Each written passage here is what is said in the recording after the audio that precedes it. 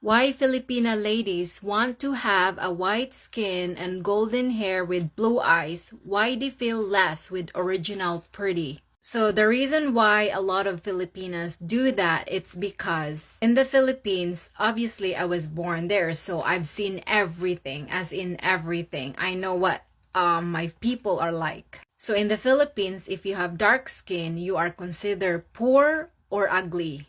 However, if you have white skin, you are considered rich or beautiful. And as for the hair, many of them, they want to look like a foreigner. Because in the Philippines, when they see a foreigner with blonde hair, blue eyes, and white skin, most Filipino are attracted or adores having white skin, blue eyes, and blonde hair. And sometimes they color their hair to have a different style, or maybe they have white hair, so they want to have a change with their hairstyle or hair color. And also, a lot of Filipina or Filipino, why they bleach their skin is, part of it is they want to look rich. Because in the Philippines, if you have brown skin or dark skin, you are considered poor because you have been working under the sun, you're a farmer. But if you have a lighter skin, you're either middle class or rich, and you will become popular, and a lot of people respect you and adore you.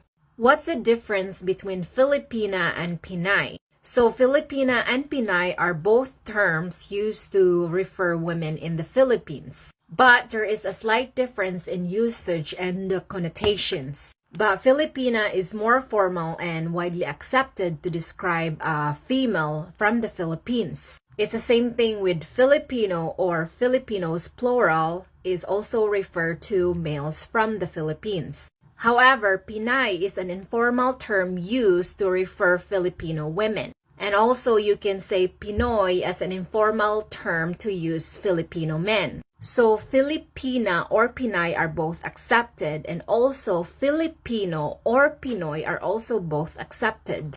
But if you are writing a document to describe women from the Philippines, you must write down Filipina rather than Pinay, or Filipino rather than Pinoy. Okay, now you know, my friend. Mwah! How many Filipina single mothers are receiving child support from Filipinos? Oh, there's many. Let me count. There's one. No. There's not one. There's. Shoot! I can't think of anything.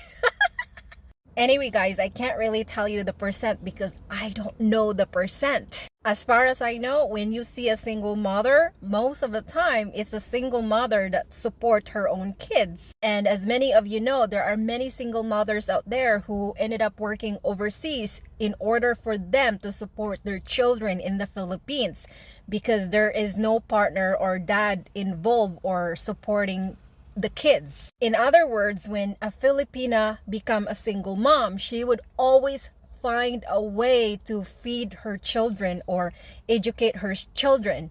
I'm not gonna say that all single moms are hardworking or are able to support their children, because as you know, there are many single moms out there who's doing this to foreigners because they don't want to work. And this is exactly one of the reasons why it's also better or a good idea to marry a single mom, because single moms who are supporting her kids are more likely hardworking, will never ask you for money because of course she knows the value of money, and most of all, she will work wherever she goes for the sake of feeding her children. And I'm not pointing out the single Filipinas mom out here who are lazy. I'm talking about all the single moms who dedicated their hard work for the sake of their children. And I know their abilities when it comes to raising their own children. They become like the dad and the mom. I know that because I was once raised by a single mom. Hey guys, when going to the Philippines, especially meeting your Filipina girlfriend for the very first time,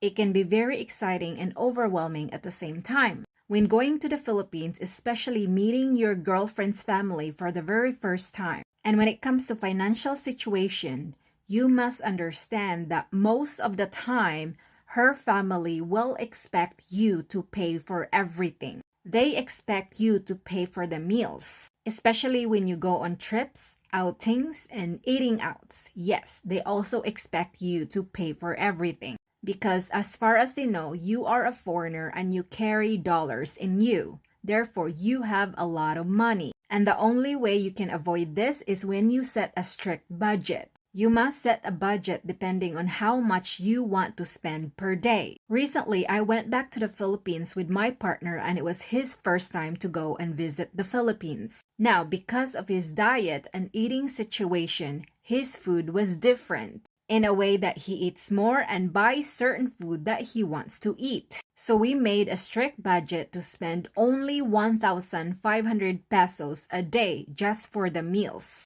And that includes feeding my family, not the neighbors. Now, sometimes your girlfriend's parents might ask you to buy food and alcohol to the neighborhood because that's what a lot of parents and neighbors do, that they expect you to feed them or give them a drink. However, if you don't have a problem with the strict budget that I just mentioned, then you can spend whatever you think is best. Other than that, her parents or her relatives may ask you for money, but it's up to you to give or not. I'm not going to say that all Filipinos, all parents, all relatives are like this, but more likely they will. Otherwise, they might feel embarrassed to ask you anything. Unless you're staying in a hotel or away from the relatives, then you should be fine. But if you're going to your girlfriend's house and be with her family, then yes, more likely you have to pay for a lot of things.